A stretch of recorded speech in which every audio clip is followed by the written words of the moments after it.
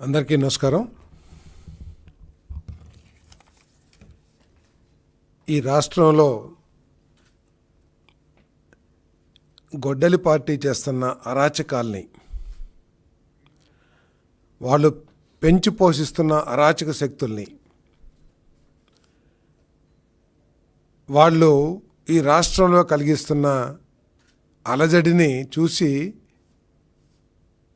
శాంతిని కాంక్షించే ప్రజలు, రాష్ట్ర అభివృద్ధిని కాంక్షించే ప్రజలందరూ కూడా ఏమైపోతుంది రాష్ట్రానికి, ఈ పార్టీని తరిమి కొట్టాలి అని చెప్పేసి ఆలోచించే పరిస్థితికి వచ్చారని చెప్పేసి మనం చేస్తాను.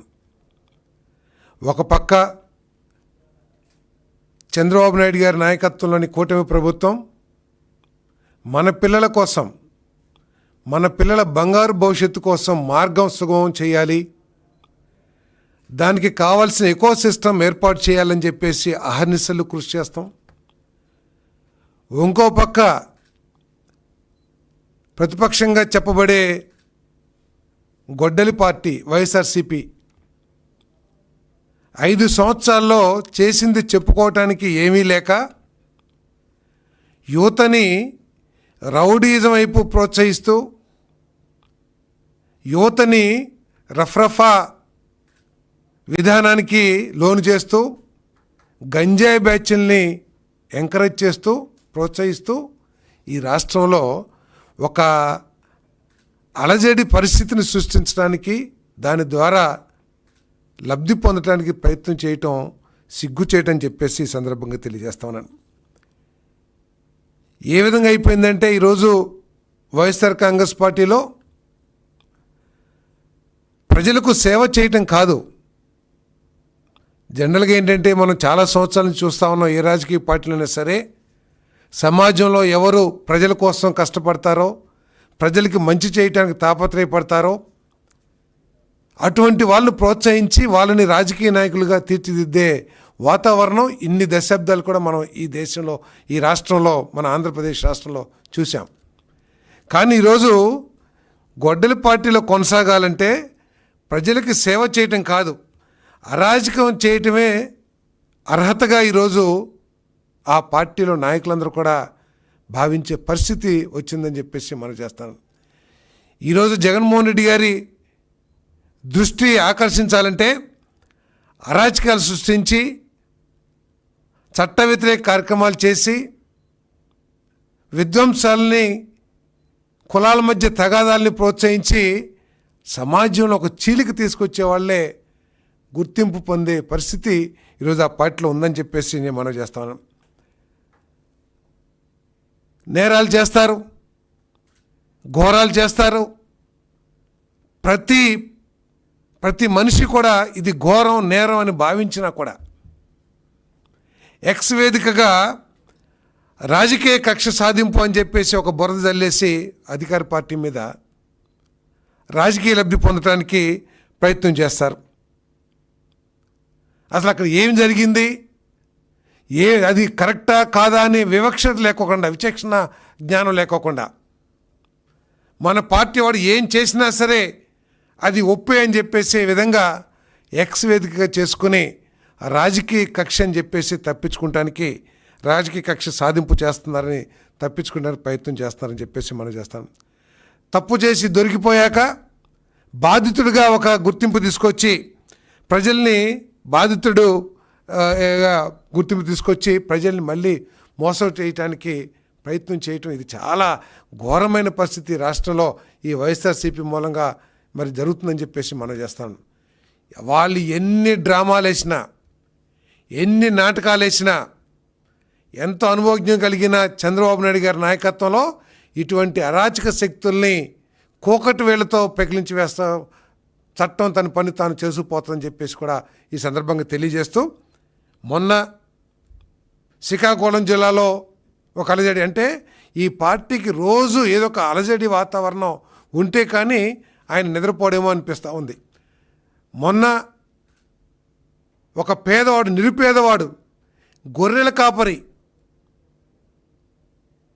ప్రపంచంలో దేశాలన్నీ కూడా సగటు వయసును ఏ విధంగా పెంచాలి అని చెప్పేసి రీసెర్చ్ అంతా జరుగుతూ ఉంటే పేద కొన్ని దేశాల్లో 80 సంవత్సరాలు లైఫ్ స్పాన్ ఉంది, కొన్ని దేశాల్లో 70 సంవత్సరాలు ఉంది. దీన్ని ఇంకా ఏ విధంగా పెంచాలని చెప్పేసి ప్రతి ఒక్కళ్ళు రీసెర్చ్ చేస్తూ ఉంటే, ఇక్కడ మాత్రం జగన్మోహన్ రెడ్డి గారికి పేదవాడు 44 సంవత్సరాలు బతికితే చాలు, 44 సంవత్సరాలకు చనిపోతే ఏమైపోయింది అనే భావన ప్రకటించాడంటే ఆ వ్యక్తి యొక్క మానసిక పరిస్థితి ఏమిటి, ఆలోచన పరిస్థితి ఏమిటో కూడా ఒకసారి ఆలోచించామని చెప్పేసి మనం చేస్తాం. ఆ నాయకుడికి పేదవాడి ప్రాణం పట్ల ఉన్న విలువ ఏంటో కూడా ఈ రాష్ట్రంలోని పేదవాళ్ళందరూ కూడా ఆలోచించాలని చెప్పేసి కూడా నేను మనం చేస్తాను. మళ్ళీ నిన్న సాక్షాత్తు వైఎస్ఆర్ కాంగ్రెస్ పార్టీ ఎమ్మెల్యే ఇద్దరు వ్యక్తులు, ఒకళ్ళు తెలుగుదేశం పార్టీ, తర్వాత ఇంకొకళ్ళు వైఎస్ఆర్సీపీ పార్టీ. వైఎస్ఆర్సీపీ శాసనసభ్యుడు అక్కడ చేస్తున్న అక్రమ క్వారీయింగ్కి సంబంధించి టెలిఫోన్లో ఒక వివాదం జరిగితే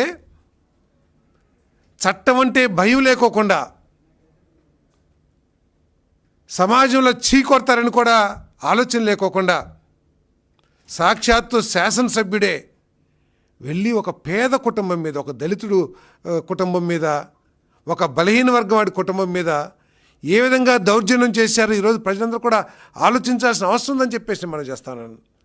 ఒక శాసనసభ్యుడు తన మోకలతో, తన రౌడీ గ్యాంగులతో వెళ్ళి ఒక దళితుడి ఇంటి మీద, ఒక బలహీన వర్గాడి ఇంటి మీద పడితే ఆ బలహీనుడు, ఆ దళితుడు వాళ్ళని అడ్డుకోగలరా, వాళ్ళ నుంచి తప్పించుకోగలరా అని చెప్పేసి నేను ప్రశ్నిస్తా ఉన్నాను.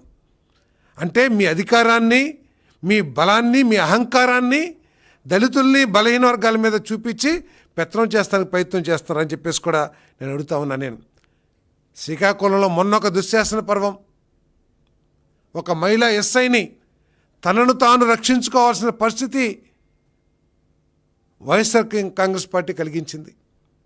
ఒక మహిళా సిఐని ఏ విధంగా తమ నీచమైన ప్రవృత్తితో ఏ విధంగా మహిళా సిఐని అవమానం చేశారో, ఇబ్బంది పెట్టారో మనందరం కూడా చూసాం. మళ్ళీ కర్నూలు జిల్లాలో మళ్ళొక దుశ్శాసన పర్వం, సాక్షాత్తు శాసనసభ్యుడు మోక వెళ్ళి దళితుడింట్లో వంట చేసుకుంటున్న ఆ సోదరిని, దళిత సోదరిని బట్టలు చింపి ఏ విధంగా నీచాతి ఘోరానికి పాల్పడ్డారో ఒకసారి ప్రజలందరూ కూడా అర్థం చేసుకోవాలని చెప్పేసి మనం చేస్తాను. ఒక పేపర్ రాస్తుంది ఎమ్మెల్యే గారి తమ్ముడి చేతికి ఏదో ఫ్రాక్చర్ జరిగిందని. అయ్యా, నేను ఒకటి మనవి చేస్తా ఉన్నాను, అది మీరు చేసిన దుశ్శాసన పర్వం మూలంగానే ఏం జరిగిందో అక్కడ పోలీసులు తప్పకుండా చర్య తీసుకుంటారు. కానీ కనీసం దళిత మహిళ బట్టలు చింపి ఒక మహిళని ప్రజలందరి మధ్యలో, ఆ రౌడీ ముఖం మధ్యలో అవమానించిన దానికి నీకు ఎటువంటి బాధ, పశ్చాత్తాపం లేకపోతాం నీ దిగజారుడు రాజకీయానికి మన తార్కాణం అని చెప్పేసి కూడా నేను ఈ సందర్భంగా తెలియజేస్తా ఉన్నాను. కనీసం రాజకీయ కక్ష సాధింపు అని చెప్పేసి ఎక్స్ వేదికలో పెడుతున్నారు, కానీ ఒక దళిత స్త్రీ మీద దౌర్జన్యం చేయటం ఏంటయ్యా? ఒక బలహీన వర్గం వాడి ఇంటి మీదకి వెళ్ళి కారు ధ్వంసం చేసి అతని రక్తం వచ్చేటట్లు కొడతాం ఏంటయ్యా? ఏదైనా ఉంటే, మిమ్మల్ని ఏదైనా ఉంటే చట్టపరంగా పోలీస్ స్టేషన్కి వెళ్ళో, లేదా ఉన్నతాధికారులకి కంప్లైంట్ చేసో, లేదా ప్రభుత్వం దృష్టికి తీసుకెళ్ళో వాళ్ళ మీద చర్య తీసుకోమని చెప్పాలి. కానీ మీరు ఆ విధంగా దళిత స్త్రీని బట్టలు చింపే కార్యక్రమం ఏంటి అని చెప్పేసి ఈరోజే అసలు కనీసం అడిగావా జగన్మోహన్ రెడ్డి గారు అని చెప్పేసి నేను ప్రశ్నిస్తా ఉన్నాను.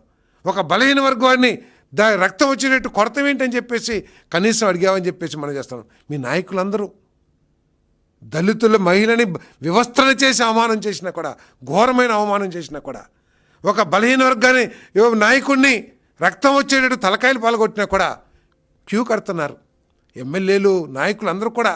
ఆ ఎమ్మెల్యే గారికి ఏదో దౌర్జన్యం, అన్యాయం జరిగిపోయిందని చెప్పేసి ఇది సబబా అని చెప్పేసి ప్రజలందరూ కూడా ఆలోచించాల్సిన అవసరం ఉందని చెప్పేసి మనం చేస్తాను. నేను మరి ఒక శాసనసభ్యుడు నియోజకవర్గంలో ప్రశాంత వాతావరణం తీసుకురావడానికి, వర్గాల మధ్య గొడవ లేకోకుండా అందరూ కలిసిమెలిసి ఉండే విధంగా వాతావరణాన్ని ప్రోత్సహించాల్సిన వ్యక్తి ఒక దుశ్శాసనుడిలా వెళ్ళి ఒక మహిళని బట్టలు చించే పరిస్థితిని తీసుకొచ్చాడంటే, ఒక బలహీన వర్గం తలకాయ పలగొట్టే పరిస్థితి తీసుకొచ్చాడంటే ఏంటి అని చెప్పేసి సమాజం అంతా కూడా ఆలోచించాలని చెప్పేసి కూడా నేను మనవి చేస్తాను. మరి ఇదంతా కూడా ఒక పక్కన పెడితే ఆ పార్టీ నాయకుడు కనీసం స్పందించకపోవటం అనేది దౌర్భాగ్యం అని చెప్పేసి కూడా ఈ సందర్భంగా తెలియజేస్తాను. ఒక మహిళని వివస్త్రం చేస్తే దాని గురించి ఆడకూతురు దుస్తులు చింపేంతటి ఘోరమైన కార్యక్రమం చేస్తే దాన్ని ప్రశ్నించుకోకుండా మరి ఇంకా అతనికి ఏదో బాధితుడిగా ఎమ్మెల్యేని చూపిస్తున్నాడంటే మరి జగన్మోహన్ రెడ్డి గారి యొక్క వ్యక్తిత్వము ఎటువంటి సమాజాన్ని తయారు చేయాలనుకుంటున్నాడు కూడా ఒకసారి ఆలోచించేయమని చెప్పేసి మనం చేస్తాను. అంతేకాదు ఈ గొడ్డల పార్టీ నైజం ఏంటో కూడా ఒకసారి అందరూ కూడా ఆలోచించాలి. ఎవరైనా ఇప్పుడు ప్రజలు అసలు ఈ రాష్ట్రంలో ఏమి అభివృద్ధి జరగాలి, ఏమి జరుగుతుంది అనే దాని మీద దృష్టి పెట్టుకోకుండా వారి దృష్టి మా పిల్లల భవిష్యత్తు ఏంటి, మా పిల్లల భవిష్యత్తుకి ప్రభుత్వం ఏం చేస్తుంది, ప్రభుత్వం ఏం చేయాలి అనే ఆలోచన కూడా చేసుకునే అవకాశం లేకుండా ఆ దృష్టిని మరల్చడానికి ప్రతిరోజు ఒక అరాచకం, ప్రతిరోజు ఒక దౌర్జన్యం, ఎవడొకరిని కొడతామో లేకపోతే ఎవరినొకరిని చంపటమో ఏదో కార్యక్రమం చేసి ప్రజల దృష్టిని మరల్చడానికి ప్రయత్నం చేస్తుందని చెప్పేసి మనం చేస్తాం. ఒకళ్ళు కిడ్నాప్ చేస్తారు వైసీపీ నాయకులు, ఇంకొకళ్ళు సాక్ష్యాల్ని తారుమారు చేస్తారు, ఇంకొకళ్ళు మహిళా ఎస్ఐని నీచంగా అవమానం చేస్తారు ప్రజల మధ్యలో, ఇంకొకళ్ళు సొంత చెల్లి అయినా కూడా అసభ్యంగా మాట్లాడి మహిళా లోకానికే అవమానం చేసేటట్టు చేస్తారు. అయినా కూడా నాయకుడి దగ్గర నుంచి స్పందన ఏమి ఉండదని చెప్పేసి మనం చేస్తాను. ఇంకొకళ్ళు మహిళా హోంమంత్రిని నాయకులు ఏదో కార్యకర్త రోడ్డు మీద ఏదో మాట్లాడంటే ఒకటి, నాయకుడు మంత్రిగా చేసిన వ్యక్తులు ఆ స్థాయి వ్యక్తులు కూడా ఒక మహిళా హోమ్ మినిస్టర్ని ఇష్టం వచ్చేట్టు మాట్లాడతారు. మనందరం కూడా గౌరవించుకోవాల్సిన పదవి ముఖ్యమంత్రి పదవి. ఆ ముఖ్యమంత్రి స్థానంలో ఎవరున్నా కూడా ఆ స్థానానికి మనందరం కూడా గౌరవించాలి, ఏ పార్టీ అయినా సరే. ముఖ్యమంత్రి గారిని ఇష్టం వచ్చినట్టు బూతులతో తిడతారు, దళిత వాడల్లో ఇళ్లలోకి చొరబడి మహిళల్ని కించపరిచి మహిళలు బట్టలు చించే స్థాయికి దిగజారుతారు. అయినా కూడా ఆ నాయకుడి నుంచి స్పందన కానీ లేదు, ఇటువంటి అరాచకాలను ఆపకపోతే మీ మీద చర్యలు తీసుకుంటానని చెప్పేసి ఎక్కడా మాట్లాడరు. మరి ఘోరంగా చీకొట్టినా కూడా ప్రజలు ఇంకా బుద్ధి రాకపోతే ఏంటో ఒకసారి ఆలోచించాలని చెప్పేసి మనం చేస్తాను.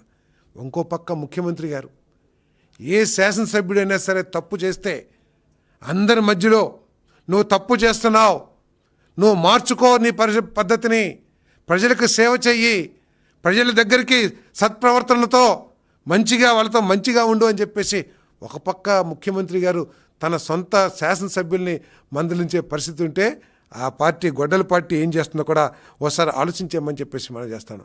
ఇదే అవకాశంగా తీసుకుని జగన్మోహన్ రెడ్డి గారి ఆలోచన విధానాన్ని, ఆయన నైజాన్ని ఆసరాగా చేసుకుని వైఎస్ఆర్సీపీ మోకలన్నీ కూడా రెచ్చిపోతున్నాయి. చట్టాన్ని గౌరవించుకోకుండా ఏం చేసినా మాకు బాధ లేదు, మా నాయకుడు ఉన్నాడు, మా నాయకుడు వెనకాలేసుకొస్తాడని చెప్పేసి మరి గొడవలు రేపటమే నైజంగా మార్చుకుంది వైఎస్ఆర్సీపీ అని చెప్పేసి కూడా నేను ఈ సందర్భంగా మనం చేస్తాను. అంతేకాదు ఎక్కడన్నా తప్పు పని చేస్తే సిగ్గుపడతారు. తప్పు చేసి ప్రజల్లోకి వెళ్ళాలంటే కొడతారని తలదించుకుని వెళ్తారు. మహిళలు బట్టలు చించిన, మహిళల్ని నీచంగా అవమానించిన అదొక మెడల్గా భావించి వాళ్ళంతా కూడా పెట్టరేగిపోతున్నారు ఈ సమాజాన్ని పాడు చేయటానికి అని చెప్పేసి కూడా నేను ఈ సందర్భంగా తెలియజేస్తా ఉన్నాను. మరి అంతేకాదు వాళ్ళేమో దౌర్జన్యాలు చేస్తారు, కిడ్నాపులు చేస్తారు, లేకపోతే అరాచక శక్తుల్ని పెంచి పోషిస్తారు, గంజాయి బ్యాచ్ల్ని లేకపోతే క్రిమినలైజేషన్ చేస్తూ ఉంటారు.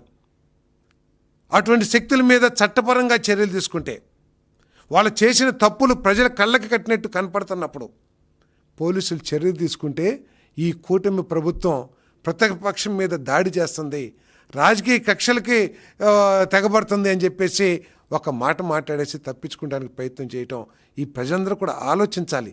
ఈ ఆంధ్రప్రదేశ్ అభివృద్ధిని కాంక్షించే ప్రతి ఒక్కళ్ళు కూడా ఈ పరిస్థితుల పట్ల అందరూ కూడా ఆలోచించాలని చెప్పేసి మనం చేస్తాను. మనం చూసాం గత 5 సంవత్సరాల్లో నా ఎస్సీ, నా బీసీ, నా ఎస్టీ అని చెప్పేసి పెడబొబ్బలు పెట్టిన జగన్మోహన్ రెడ్డి గారు, నేను అడుగుతూ ఉన్నాను, ఒక దళిత మహిళకి అవమానం జరిగితే బట్టలు చించి అవమానం చేస్తే మీ శాసనసభ్యుని కనీసం మందలించుకోకుండా మరి ఎందుకు నువ్వు మౌనం వహిస్తున్నావని చెప్పేసి అడుగుతా ఉన్నాను.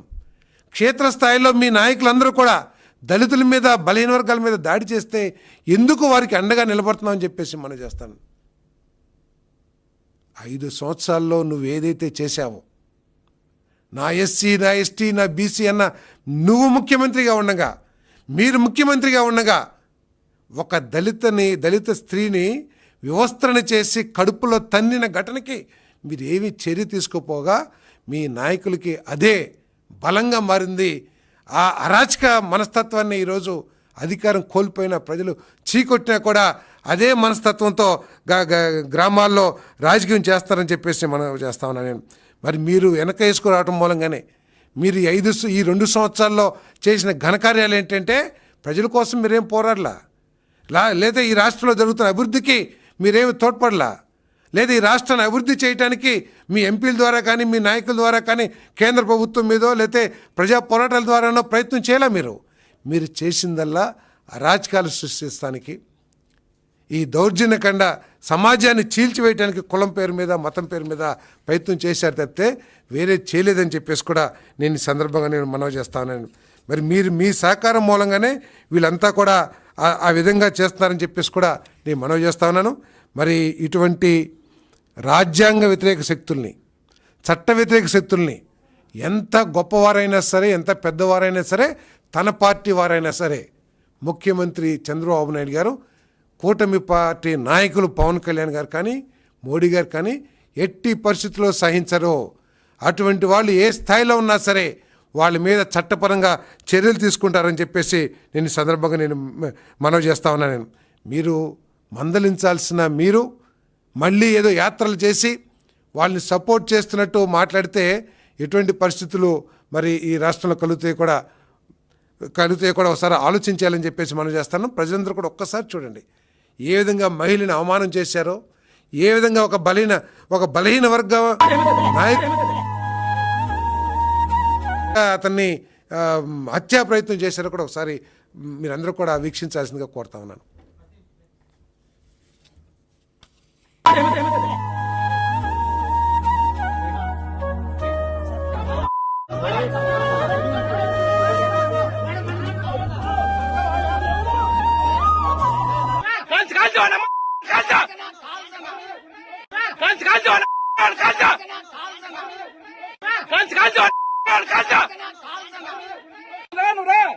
ఈ దుర్యోధన దుశ్శాసన దుర్వినీత లోకంలో రక్తాశ్రులు చిందిస్తూ రాస్తున్న శోకంతో మరో మహాభారతం,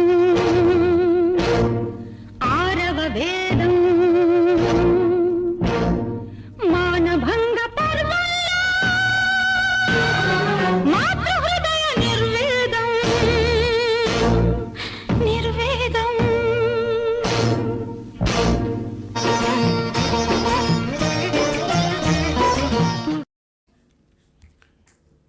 మీరందరూ కూడా చూశారు ఏ విధంగా శాసనసభ్యుడు, అతని కుమారుడు, అతని సోదరుడు వెళ్ళి ఏ విధంగా దౌర్జన్యం చేశారో ఆ మూకల్ని ఒక సామాన్య దళిత కుటుంబం ఎదుర్కోగలదా అని చెప్పేసి నేను ఈ సమాజాన్ని అడుగుతా ఉన్నా. నేను ఆ రౌడీ మూకల్ని, పెద్ద పెద్ద బర్సిల్ లాంటి కర్రల్ని, మారణాయుధాలను తీసుకుని వెళ్ళి ఒక ఇంటి మీద పడితే వాళ్ళని అడ్డుకోగలిగిన శక్తి ఒక బలహీన వర్గ కుటుంబానికి ఉంటుందా అని చెప్పేసి నేను ప్రశ్నిస్తా ఉన్నాను. నేను ఇంట్లోకి వెళ్ళి నీకు అధికారం ఉంది కదా అని ఖండకావరంతో వెళ్ళి వాళ్ళ ఆస్తులను ధ్వంసం చేస్తాం, ఇంట్లో వస్తువులు ధ్వంసం చేస్తాం, ఆయన కష్టపడి కొనుక్కున్న వాహనాలు ధ్వంసం చేస్తాం, పైగా మహిళ బట్టల్ని చేస్తాం.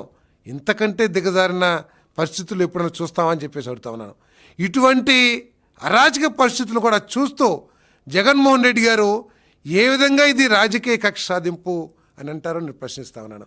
ఒక దళిత మహిళ తనకు జరిగిన అవమానాన్ని మరి పోలీస్ కేసులో ఎస్సీ ఎస్టీ అట్రాసిటీ కేసు పెడితే, ఒక బలహీన వర్గ వ్యక్తి తన మీద దాడి చేసి రక్తం వచ్చేట్టు తలకాయ పాలు కొడితే అంటే కేసు పెడితే అది రాజకీయ కక్ష సాధింపా అని చెప్పేసి నేను ప్రశ్నిస్తా ఉన్నాను.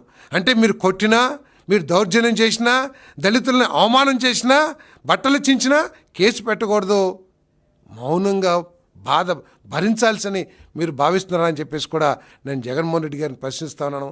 ఇప్పటికైనా సరే మీరు బుద్ధి మార్చుకుని ఈ దళితుల మీద, బలహీన వర్గాల మీద దాడిని మీరు ఆపకపోతే వీరి కోపాగ్నికి మీరు మసైపోవాల్సిన రోజు కూడా దగ్గరలో ఉందని చెప్పేసి కూడా నేను మనవి చేస్తా ఉన్నాను.